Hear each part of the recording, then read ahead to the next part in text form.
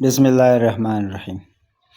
تم بہت سمجھدار ہو، میں جاتا ہوں، میرا سر چکرا رہا ہے، شاید یہ جادو کا اثر ہے۔ مہاراج اگر حکم ہو تو ہم میں سے کوئی آپ کو گھر چھوڑ آئے۔ نہیں نہیں، میں اس کی ضرورت نہیں۔ بھیم سنگھ چل دیا تو سپاہی نے پیچھے سے آواز دے کر کہا، مہاراج میرا خیال رکھنا، تم فکر نہ کرو، ایشور آپ کا بھلا کرے۔ بھیم سنگھ کے چلے جانے کے بعد ایک سپاہی نے اپنے ساتھیوں سے کہا، دیکھا میں نہ کہتا تھا کہ یہ جادوگر ہے اور تم نہیں مانتے تھے۔ سروپ سنگھ تمہاری خیر نہیں، تم کئی بار پنجرے کو ہاتھ لگا چکے ہو، اب تک تمہارا سر نہیں چکرا۔ میرا سر ہاں کچھ بوجھل سا ضرور ہے، فکر نہ کرو ابھی چکرانے لگ جائے گا۔ سروپ سنگھ نے فکر مند سا ہو کر کہا، لیکن میں نے سنا ہے کہ جادوگر کے مر جانے پر جادو کا اثر نہیں رہتا، ایسے جادوگر مر کر پھر زندہ ہو جاتے ہیں۔ ایک سپاہی اور بولا، یار میں نے بھی پنجرے کو ہاتھ لگایا تھا، میرا سر بھی چکرا رہا ہے۔ سروپ سنگھ بولا، بھگوان ایسے جادوگر کو غارت کر، اب میرا سر سچ مچ چکرا رہا ہے۔ ان باتوں کا یہ اثر ہوا کہ سپاہی 8-10 قدم ہٹ کر پہرا دینے لگے۔ زبیر پنجرے کے اندر اپنے ہاتھ پاؤں کی رسیاں کاٹنے کے بعد جے رام کے ہاتھ پاؤں بھی آزاد کر چکا تھا۔ دونوں پنجروں کی سلاخوں کے ساتھ زور آزمائی کر رہے تھے۔ ایک سپاہی نے چلا کر کہا، ارے وہ پنجرے میں کیا کر رہے ہیں؟ زبیر اور جے رام دبک کر بیٹھ گئے اور آنکھیں بند کر کے خراٹے لینے لگے۔ دو سپاہیوں نے پنجرے کے گرد چکر لگائے اور مطمئن ہو کر اپنے ساتھیوں سے جا ملے۔ جے رام نے آہستہ کہا، زبیر؟ اس نے جواب دیا، کیا؟ یہ سلاخیں بہت مضبوط ہیں، قدرت نے ہمارے ساتھ مذاق کے لیے، کیا تمہیں اب بھی چھٹکارا حاصل کرنے کی کوئی امید ہے؟ میرا دل گواہی دیتے کہ خدا ہماری مدد کرے گا۔ جے رام نے کہا، برہمن آباد میں سینکڑوں سپاہیوں پر بھیم سنگھ کا اثر ہے، شاید وہ آخری وقت ہماری مدد کرے۔ میں صرف خدا سے مدد مانگتا ہوں اور تمہیں بھی اسی کا سہارا لینا چاہیے۔ اگر اسے ہمارا زندہ رہنا منظور ہے تو ہم بھیم سنگھ کی مدد کے بغیر بھی رہا ہو جائیں گے۔ میں تمہاری ایمان کی پختگی کی داد دیتا ہوں، لیکن برا نہ ماننا، یہ سلاخیں خود بخود ٹوٹنے والی نہیں۔ زبیر نے کہا، جے رام، جہاں عقل کے چراغ گل ہو جاتے ہیں وہاں ایمان کی مشعل کام دیتی ہے۔ تم ایسے خدا پر ایمان لا چکے ہو جس نے ابراہیم علیہ السلام کے لیے آگ کو گلزار بنا دیا۔ جے رام کچھ کہنے والا تھا کہ باہر سے ایک سپاہی چلایا، کون ہے؟ ایک شخص چند قدم کے فاصلے پر جواب دیا، جی میں ماہی گیر ہوں۔ یہاں کیا کر رہے ہو؟ جی میں مچھلیاں لایا ہوں۔ مچھلیاں اس وقت؟ جی اب دن نکلنے والا ہے، میرا ارادہ ہے انہیں بیچ کر جلدی واپس چلا جاؤں۔ آپ کو کوئی مچھلی چاہیے؟ سپاہی نے کہا، سروپ سنگھ تم لے لو، تمہارے 4 بچے ہیں۔ مچھیرے نے کہا، ہاں سرکار لے لو، بالکل تازہ ہیں۔ سروپ سنگھ نے جواب دیا، ہم اس وقت پیسے باندھ کر تھوڑا بیٹھے ہیں، مفت دینی ہے تو دے جاؤ۔ جی شہر کے عام لوگ بھی ہم سے مفت چھین لے جاتے ہیں، آپ تو سپاہی ہیں، آپ سے پیسے کون مانگ سکتا ہے؟ یہ کہتے ہوئے ماہی گیر نے مچھلیوں کی ٹوکری سپاہیوں کے آگے رکھ دی۔ ایک سپاہی نے کہا، ارے تمہارے پاس تو کافی مچھلیاں ہیں، ہمیں بھی دو گے یا نہیں؟ سروپ سنگھ نے کہا، نہیں نہیں، اس بیچارے پر ظلم نہ کرو، میں تو اس کا روز کا گاہک ہوں، میں مفت تھوڑی لے رہا ہوں، کل پیسے ادا کر دوں گا۔ یہ کہتے ہوئے سروپ سنگھ نے ایک مچھلی اٹھا لی اور شرارت امیز تبسم کے ساتھ اپنے ساتھیوں کی طرف دیکھنے لگا۔ انہوں نے ہنستے ہوئے آن کی آن میں تمام ٹوکری خالی کر دی۔ سروپ سنگھ نے کہا، لو بھائی تمہارا بوجھ ہلکا ہو گیا، اب کل اسی جگہ اور اسی وقت پیسے لے لینا۔ بہت اچھا سرکار۔ پنجرے کے اندر زبیر جے رام سے کہہ رہا تھا، یہ گنگو ہے لیکن یہ اکیلا کیوں آیا؟ گنگو نے سپاہیوں سے کہا، مجھے الغوزہ بجانا آتا ہے، آپ کو سناؤں؟ سپاہیوں نے یک زبان ہو کر کہا، ہاں ہاں سناؤ۔ گنگو نے الغوزے سے چند دلکش تانے نکالی اور اس کے ساتھ ہی عام شہریوں کے لباس میں مختلف گلیوں سے نکل کر سپاہیوں کے گرد جمع ہونے لگے۔ ایک سپاہی نے اپنے ساتھی سے کہا، ارے اس نے تو خواہ مچھیرے کا ذلیل پیشہ اختیار کر رکھا ہے، یہ تو الغوزہ بجا کر کافی پیسے کما سکتا ہے۔ گنگو کے ساتھی ایک دوسرے سے کہہ رہے تھے، مجھے اس کے تانوں نے گہری نیند سے بیدار کیا، وہ میرا سونے کو جی نہیں چاہتا۔ مجھے دسنتی کی ماں کہتی تھی کہ جادو دیکھو کوئی فقیر ہوگا۔ ارے میرے محلے کے تمام لوگ حیران ہیں کہ یہ کون ہے۔ گنگو الغوزہ بجاتے ہوئے اٹھ کھڑا ہوا اور اس کے ساتھ ہی اچانک تلواریں سونت کر سپاہیوں پر پل پڑے، آن کی آن میں ان کا صفایا کر دیا۔ داسو نے کلہاڑے کی چند ضربوں سے پنجرے کا دروازہ توڑ دیا۔ جے رام اور زبیر لپک کر باہر نکل آئے۔ چوک کے آس پاس کی آبادی میں الغوزے کی دلکش تانوں کے بعد حملہ آوروں سپاہیوں کی غیر متوقع چیخ و پکار سنی، لیکن اپنے گھروں سے باہر نکلنے کی جرت نہ کی۔ زبیر اور جے رام گنگو اور اس کے ساتھیوں کے ہمراہ بھاگتے ہوئے شہر سے باہر نکلے۔ گنگو کے چند ساتھی ایک باغ میں گھوڑی لیے کھڑے تھے جس وقت شہر میں ہنگامے کا رد عمل شروع ہو رہا تھا۔ یہ لوگ گھوڑوں پر سوار ہو کر جنگل کا رخ کر رہے تھے۔ ناہید اپنے بستر پر لیٹی ہوئی تھی اور مایا اس کے قریب بیٹھ کر آہستہ آہستہ سر دبا رہی تھی۔ خالد بے قراری کے ساتھ کمرے میں ادھر ادھر ٹہل رہا تھا۔ ناہید بہت دیر ہو گئی، انہیں اس وقت تک پہنچ جانا چاہیے، کاش میں یہاں ٹھہرنے پر مجبور نہ ہوتا۔ مایا نے خالد کی طرف دیکھا، پھر آنکھیں جھکا کر تسلی آمیز لہجے میں بولی، مجھے اب یقین نہیں آتا کہ راجہ داہر اس قدر ظالم ہو سکے۔ ممکن ہے کہ داسو، خالد نے اس کی بات کاٹتی ہوئی، کہ تمہاری نیک خواہشات ایک بھیڑیے کو انسان نہیں بنا سکتی۔ مایا نے جھجکتے ہوئے کہا، فکر نہ کرے، وہ آ جائیں گے۔ زبیر پھانسی پر لٹک رہا اور مجھے فکر نہ ہو، کاش میں گنگو کے ساتھ ہوتا۔ یہ کہتے ہوئے خالد نے اپنی مٹھیاں بھینچ لی اور ہونٹ کاٹتا ہوا باہر نکل گیا۔ مایا دیوی ڈبڈباتی ہوئی آنکھوں سے ناہید کی طرف دیکھنے لگی۔ وہ اس کے سر پر ہاتھ رکھ کر تسلی دیتے ہوئے بولی، مایا اس نے تمہیں تو کچھ نہیں کہا، تم ذرا سی بات پر رو پڑتی ہو۔ مایا نے جواب دیا، آج ان کے تیور دیکھ کر مجھے ڈر لگتا ہے، اگر وہ ناکام آئے تو کیا ہوگا۔ ناہید نے کہا، وہ ایک خطرناک مہم پر گئے ہیں اور ان کی کامیابی اور ناکامی میں ہمارا کوئی دخل نہیں۔ گنگو اور اس کے ساتھی بھی لڑائی میں مارے گئے تو آپ اپنے وطن چلے جائیں گے اور میں۔ ناہید نے جواب دیا، میری ننھی بہن، تم اپنے لیے عرب کی زمین تنگ نہ پاؤ گی۔ لیکن خالد آج بات پہ مجھ سے لڑتے ہیں، ممکن ہے وہ مجھے یہیں چھوڑ جائے۔ مایا، میرے سامنے خالد نے کوئی ایسی بات نہیں کی۔ ہاں، تمہارے بھائی اور زبیر کے متعلق یہ المناک خبر سننے کے بعد وہ کچھ بے قرار سا ہے، خدا کرے وہ زندہ بچ کر آ جائیں تو پھر خالد کے چہرے پر تمام عمر مسکراہٹیں دیکھا کرو گی۔ خالد کی مسکراہٹ کا ذکر مایا کو تھوڑی دیر کے لیے تصورات کی حسین دنیا میں لے گئے سے یہ اجڑی ہوئی دنیا مہکتے ہوئے پھولوں کی ایک کیاری دکھائی دینے لگی۔ وہ پھولوں سے کھیل رہی تھی، مہکتی ہوئی ہوا کے جھونکوں سے سرشار ہو رہی تھی، چڑیوں کے چہچہے سن رہی تھی۔ وہ ایک عورت تھی، لیکن ایک خیال بعد سموم کے تیز جھونکوں کی طرح آئے اور مایا کے دامن امید میں مہکتے ہوئے پھول مرجھا گئے۔ تصور کی نگاہیں عرب کے ریگزار اور نخلستانوں میں گھومنے کے بعد برہمن آباد کے چوراہے میں اپنے بھائی کو پھانسی کے تختے پر لٹکتے ہوئے دیکھنے لگی۔ وہ ایک بہن تھی، ایسی بہن جو اپنے گھر میں مسرت کے کہہ کے سننے کے باوجود بھائی کی ایک ہلکی سی آہ پر چونک اٹھتی تھی۔ بھائی نے اپنے دل میں کہا، بھیا خدا تمہیں واپس لائے، تمہارے بغیر مجھے کسی کی مسکراہٹ خوش نہیں کر سکتی۔ ناہید نے اس کی طرف لٹکی باندھ کر دیکھتے ہوئے کہا، مایا تمہیں واقعی خالد سے اس قدر محبت ہے؟ مایا نے چونک کر اس کی طرف دیکھا اور دوپٹے میں اپنا چہرہ چھپا کر ہچکیاں لینے لگی۔ ناہید نے پھر کہا، مایا معلوم ہوتا ہے کہ تمہیں مجھ پر اعتبار نہیں ہے، میں خالد کو جانتی ہوں۔ مایا نے اس کی بات کاٹتے ہوئے کہا، نہیں، میں اپنے بھائی کے متعلق سوچ رہی ہوں۔ قلعہ کیا ایک پہرے دار بھاگتا ہوا ہے۔ ناہید نے اپنا چہرہ دوپٹے میں چھپا لیا اور اٹھ کر بیٹھ گئی۔ پہرے دار نے کہا، خالد گھوڑوں پر زین ڈال رہے ہیں اور میرا کہا نہیں مانتے، انہیں برہمن آباد کا راستہ معلوم نہیں، اگر کوئی حادثہ پیش آ گیا تو گنگو مجھے زندہ نہیں چھوڑے گا، آپ انہیں منع کریں۔ ایک لمحہ کے لیے مایا کا دل بیٹھ گیا، پھر زور زور سے دھڑکنے لگا۔ وہ اٹھی اور بے تحاشا بھاگتی ہوئی قلعے سے باہر نکل گئی۔ اس کا دل کہہ رہا تھا کہ خالد مت جاؤ، میں بھائی کا غم برداشت کر سکتی ہوں لیکن تمہارے بغیر زندہ نہیں رہ سکتی۔ خالد مجھ پر رحم کرو۔ قلعے سے باہر خالد گھوڑے کی لگام تھام کر اپنا ایک پاؤں رکاب میں رکھ چکا تھا کہ مایا نے بھاگتی ہوئی آواز دی، ٹھہرو، خدا کے لیے اکیلے مت جاؤ، میں تمہارے ساتھ ہوں۔ یہ کہتے ہوئے اس نے گھوڑے کی لگام پکڑ لی۔ خالد نے اپنا بایاں پاؤں رکاب سے نکال لیا اور پریشان سا ہو کر مایا کی طرف دیکھنے لگا۔ اتنی دیر میں ناہید بھی باہر آ چکی تھی۔ مایا ناہید کی طرف متوجہ ہو کر بولی، بہن انہیں روکو، یہ موت کے منہ میں جا رہے ہیں، بھگوان کے لیے، خدا کے لیے انہیں روکو۔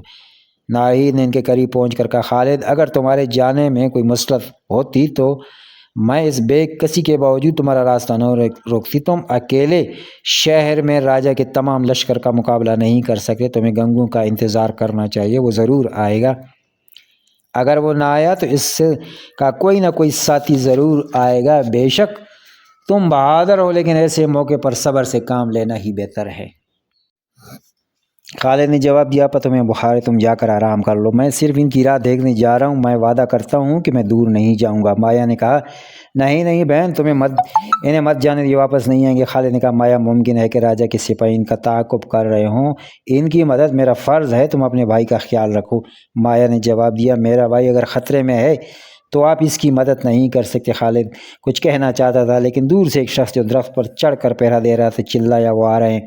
مان جنگل میں گھوڑوں کے ٹھاپوں کی آوازیں سنائی دی۔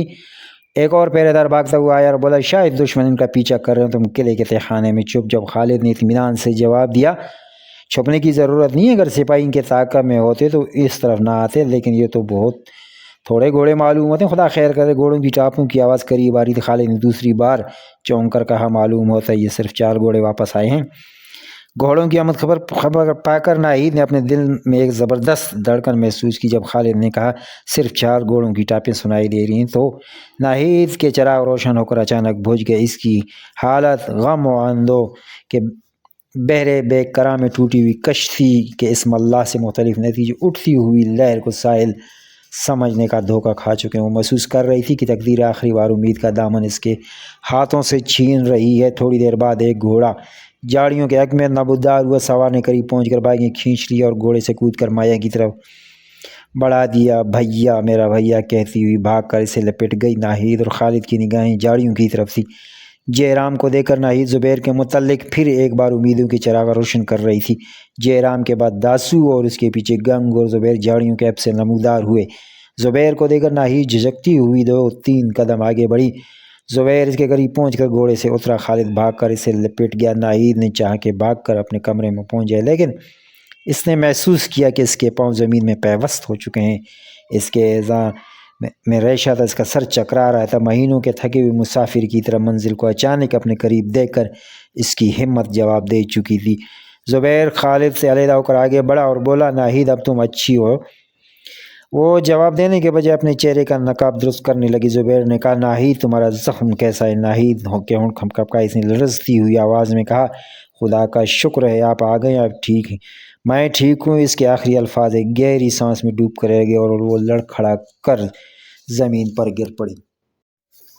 جب اسے ہوش آیا تو اپنے کمرے میں بستر پر لیٹی ہوئی تھی۔ خالد اور مایا کے مغموم چہرے دیکھنے کے بعد اس کی نگاہیں زبیر پر مرکوز ہو کر رہ گئیں۔ مرجھائے ہوئے چہرے پر اچانک حیا کی سرخی چھا گئی۔ اپنے چہرے پر نقاب ڈالتے ہوئے اٹھ بیٹھی۔ گنگو اور جے رام دروازے سے باہر کھڑے تھے۔ خالد نے اس کی طرف متوجہ ہو کر کہا ناہید کو ہوش آ گیا ہے، فکر نہ کریں۔ زبیر نے تسلی دیتے ہوئے کہا ناہید اب ہماری مصیبت ختم ہونے والی ہے، میں آج جا رہا ہوں۔ مایا ایک عورت کی ذکاوت حس سے زبیر کے متعلق ناہید کے جذبات کا اندازہ لگا چکی تھی۔ اس نے جلدی سے کہا نہیں آپ یہیں ٹھہریں، اس وقت سارے سندھ میں آپ کی تلاش ہو رہی ہے۔ زبیر نے جواب دیا میرے لیے سندھ کی سرحد پار کرنے کا یہی ایک موقع ہے۔ کل تک تمام راستوں کی چوکیوں کو ہمارے فرار کی اطلاع مل جائے گی۔ ہمارے باقی ساتھی راجہ کے سپاہیوں کو چکمہ دینے کے لیے مشرق کے صحرا کا رخ کر رہے ہیں۔ میں اس موقع سے فائدہ اٹھانا چاہتا ہوں۔ خالد تم یہی رہو، اگر اس جگہ کو کوئی خطرہ پیش آئے تو گنگو تمہیں کسی محفوظ مقام پر لے جائے گا۔ عرب سے ہماری افواج کی آمد تک اگر ناہید گھوڑے پر چڑھنے کے قابل ہو گئی تو گنگو تمہیں مکران پہنچا دے گا۔ ناہید نے کہا جب تک میری بہنیں قید میں ہیں میں یہیں رہنا پسند کروں گی۔ خدا آپ کو جلد واپس لے، ہم آپ کا انتظار کریں گے۔ میرا خط آپ کو مل گیا ہوگا، آپ فوراً روانہ ہو جائیں، واپس آنے میں دیر نہ کریں۔ ہاں میں علی کا حال پوچھنا چاہتی ہوں، علی آپ کو بہت یاد کرتا ہے۔ دیبل کے گورنر نے اسے بہت اذیت دی ہے، لیکن وہ ایک بہادر لڑکا ہے۔ وہ خواہ کسی حالت میں ہو نماز کے وقت اذان ضرور دیتا ہے۔ یہ لوگ اذان سے بہت گھبراتے ہیں۔ وہ اسے بار بار کوڑوں کی سزا دی جاتی ہے، لیکن اس کے استقلال میں کوئی فرق نہیں ہے۔ برہمن آباد کے قید خانے میں بھی اس کا یہی حال ہے۔ راجہ کے سپاہی اسے زبان کاٹ ڈالنے کی دھمکی دے چکے ہیں، لیکن وہ اس کا ارادہ متزلزل نہیں ہوا۔ ناہید نے کہا یہ آپ کی صحبت کا اثر ہے، ورنہ وہ اتنے مضبوط دل کا مالک نہ تھا۔ سراندیپ میں اسے ایک کمزور لڑکا سمجھا جاتا تھا۔ زبیر نے جواب دیا انسان کے عیوب و محاسن صرف خطرے کے وقت ظاہر ہوتے ہیں۔ دروازے پر گنگو نے آواز دی اب دوپہر ہونے والی، آپ کو دیر نہیں کرنی چاہیے۔ ناہید نے کہا آپ جائیں، خدا آپ کی مدد کرے، لیکن آپ کو مکران تک خشکی کا راستہ معلوم ہے؟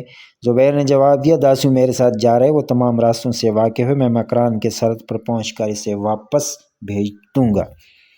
مایا نے کہا لیکن اس کے لباس میں آپ فوراً پہچانے جائیں گے۔ زبیر نے مسکراتے ہوئے کہا میری ننھی بہن کو میرا بہت خیال ہے، لیکن اسے پریشان نہیں ہونا چاہیے۔ میں ایک سندھی کا لباس پہن کر جاتا ہوں اور اب تو میں سندھ کی زبان بھی سیکھ چکا ہوں، کوئی مجھ پر شک نہیں کرے گا۔ مایا نے کہا مجھے بہن کہہ کر بہت سی ذمہ داریاں اپنی سر لے رہے ہیں، لیکن یاد رکھیے ہمارے ملک میں دھرم کہ بہن بھائی کا رشتہ سگے بہن بھائیوں کے رشتے سے کم مضبوط نہیں ہوتے۔ اگر آپ نے مجھے بہن کہتے ہیں تو ہفتوں کا سفر دنوں میں طے کیجیے۔ ہماری مصیبت آپ کے ساتھیوں کی مصیبت سے کم نہیں۔ وہ میرے بھائی کی تلاش میں سن کا کونا کونا چاند ماریں گے۔ مجھے ڈر ہے کہ آپ کی افواج کے آنے سے مایوس ہو کر کہیں میرا بھائی کھاٹیا وار کی طرف فرار ہونے پر آمادہ نہ ہو جائے۔ جے رام نے باہر سے بلند آواز میں کہا، مایا کیا کہتی ہے؟ میں ایک راجپوت ہوں نہیں بلکہ میں ایک مسلمان بھی ہوں۔ میں اپنے محسنوں کو چھوڑ کر کہاں جا سکتا ہوں؟ مسلمان؟ میرا بھائی ایک مسلمان؟ مایا کہتی ہوئی ناہید کی چارپائی سے اٹھ کر بھاگی اور باہر نکل کر جے رام سے لپٹ گئی۔ اس کا دل دھڑک رہا تھا، اس کی آنکھوں میں خوشی کے آنسو تھے۔ بھیا سچ کہو تم مسلمان ہو گئے؟ اس نے جواب دیا، مایا پارس کے ساتھ مس ہو کر لوہا لوہا نہیں رہ سکتا، تم روٹ تو نہ جاؤ گی؟ میں اس نے الگ ہو کر آنسو پوچھتی ہو کر میں کیسے روٹ سکتی ہوں؟ خدا نے میری دعائیں سن لی، میری منت سے قبول کر لی۔ بھیا مبارک ہو، لیکن تمہارا اسلامی نام؟ زبیر نے باہر نکلتے ہوئے کہا، یہ میری کوتاہی ہے، اگر تم پسند کرو تو تمہارے بھائی کا نام ناصر الدین رکھنا چاہتا ہوں۔ اور میرا نام خالد؟ اور زبیر گنگو جے رام حیران ہو کر مایا کی طرف دینے لگے۔ مایا نے اپنے سوال کا جواب نہ پر کہا، تم حیران کیوں ہو؟ ناہید سے پوچھو۔ یہ کہہ کر وہ دہلیز میں کھڑی ہو گئی اور ناہید کو مخاطب کرتے ہوئے بولی، ناہید بہن انہیں بتاؤ، کیا میں نے تمہارے سامنے کلمہ نہیں پڑھا؟ کیا میں چھپ چھپ کر تمہارے ساتھ نمازیں نہیں پڑھتی؟ کیا میں نے قرآن کی آیات یاد نہیں کی؟ مایا پھر اپنے بھائی کے پاس آ کھڑی ہوئی اور زبیر سے مخاطب ہو کر کہنے لگی، آپ کے سوچ میں پڑ گئے، ناہید میرا نام زہرا رکھ چکی ہیں اور مجھے یہ نام پسند ہے۔ خالد نے اندر آ کر ناہید کے کان میں آہستہ سے کہا، تم نے یہ باتیں مجھ سے کیوں چھپائی؟ ناہید نے مسکرا کر جواب دیا، مایا کو اس بات کا ڈر تھا کہ آپ یہ خیال کریں گے کہ آپ کو خوش کرنے کے لیے مسلمان ہوئی ہے، اسے اپنے بھائی کا خوف بھی تھا، اس لیے وہ مجھ سے وعدہ لے چکی تھی کہ میں فی الحال اس کا راز اپنے تک محدود رکھوں۔ خالد پھر بھاگتا ہوا جے رام کے قریب آ کھڑا ہوا، اس کی روح مسرت کے ساتواں آسمان پر تھی۔ زبیر نے کہا، بھائی ناصر الدین، بہن زہرا، کیا تم دونوں مبارکباد دیتا ہوں، خدا تمہیں استقامت بخشے۔ گنگو نے کہا، زبیر اگر ہمارے دل ٹٹول کر دیکھو تو ہم سب مسلمان ہیں، لیکن سب کے لیے نام سوچتے ہوئے تمہیں بہت دیر لگ جائے گی، یہ خدمت خالد کے سپرد کر دو۔ اب دوپہر ہو رہی ہے، تمہیں شام تک کم از کم یہاں سے 30 کوس آگے نکل جانا چاہیے۔ زبیر نے مسکراتے ہوئے جواب دیا، میں تیار ہوں۔ گنگو نے داسو کو آواز دے کر کپڑے لانے کے لیے کہا۔ زبیر اور ناہید کے پاس بیٹھی زبیر نے گنگو کی ہدایت کے مطابق ایک سندھی سپاہی کا لباس زیب تن کیا۔ گنگو نے کہا، آپ کے لیے گھوڑے تیار ہیں، میں ابھی آتا ہوں۔ یہ وہ کہہ کر دوبارہ ناہید کے کمرے میں داخل ہوا، اس کے پاؤں کی آہٹ سن کر چہرے پر نقاب ڈال چکی تھی۔ زبیر نے کہا، ناہید خدا حافظ، بہن زہرا میری لیے دعا کرنا۔ دونوں نے جواب میں خدا حافظ کہا۔ زبیر لمبے لمبے قدم اٹھاتا ہوا کمرے سے باہر نکل گیا۔ خالد، ناصر الدین اور گنگو نے قلعے کے دروازے تک اس کا ساتھ دیا۔ داسو دروازے پر گھوڑے لیے کھڑا تھا۔ زبیر خدا حافظ کہہ کر گھوڑے پر سوار ہو گیا۔ داسو نے اس کی تقلید کی۔ گنگو نے کہا، دھوپ تیز ہے لیکن یہ دونوں گھوڑے تازہ دم ہیں، 30 کول کی پہلی منزل ان کے لیے بڑی بات نہیں۔ داسو اس مہم میں تمہاری کامیابی شاید چند مہینوں میں سے ان کا نقشہ بدل دے۔ جب تک زبیر مکران کی سرحد عبور کر کے واپس نہ آنا، بے فکر نہیں۔ یہ کہہ کر داسو نے گھوڑی کو ایڑ لگائی۔ زبیر نے اپنا گھوڑا اس کے پیچھے چھوڑ دیا۔ قلعے کے اندر گھوڑوں کی ٹاپوں کی آواز سن کر زہرا نے ناہید کی طرف دیکھا۔ ناہید کے آنکھوں میں آنسو چھلک رہے تھے، وہ آہستہ آہستہ کہہ رہی تھی، خدا تمہاری مدد کرے، خدا تمہیں دشمنوں سے بچائے۔ زہرا کی آنکھوں میں بھی آنسو آ گئے، وہ بولی، آپا تم اب تک مجھ سے ایک بات چھپاتی رہی، تمہیں ان سے محبت ہے؟ ناہید نے کوئی جواب دیے بغیر زہرا کا ہاتھ اپنے ہاتھ میں لے لیا۔ گھوڑوں کی ٹاپوں کی آواز آہستہ آہستہ ناہید کے کانوں سے دور ہو رہی تھی، آنسو کے موتی اس کے آنکھوں سے چھلک کر رخسار پر بہہ رہے تھے۔ زہرا نے اپنے دوپٹے سے اس کے آنسو پوچھتے ہوئے کہا، بہن وہ جلد آئیں گے، وہ ضرور آئیں گے۔